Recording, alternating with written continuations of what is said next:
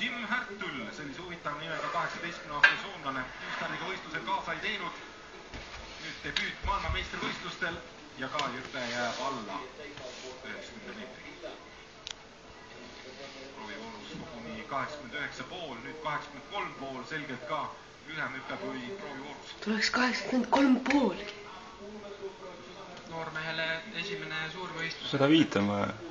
Kindlasti väike värin oli sees jalas ja ei ole isegi rahul. Mul oleks hea meel. Koguni 20 antakse stiili austerlase poolt, võib-olla isegi näpuviga väike, aga üle 2 minuti siis Härtuli vahe Votsedalekiga, aga siis Votsedalek alles tšekki. Kui näeme nüüd Karl-August Tiirmaad, proovivoorus 80. Aga hästi tuleb. Päris ilusti. Karlilt väga ilus hüpe. Võrreldes siin jah, neid hüpped, mis ta siin teinud on, et võttis ennast kokku. Tõuge oli hea. Kolmas hüppe pikkus seni. Ära segane. Kõige parem hüppe, mis ta Liberetsi maailmameistrivõistlustel on teinud. Ehk siis Aldo Leetoja, nagu me juba rääkisime, on hüppevormi leidnud, aga tegelikult nüüd vähemalt tänase selle hüppevõistluse järel võib öelda, et ka Karl-August Tiirma ja Kaaren Urmsalu on teinud maailmameistrivõistlustel.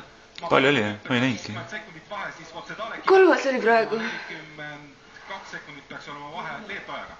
Palju meetreid oli? Lukas Rungalnieri. 92,3. Lõpku päris hästi. Ja seekord Palju? 92,3. ei suuda lisada palju sellele proovivooru katsele.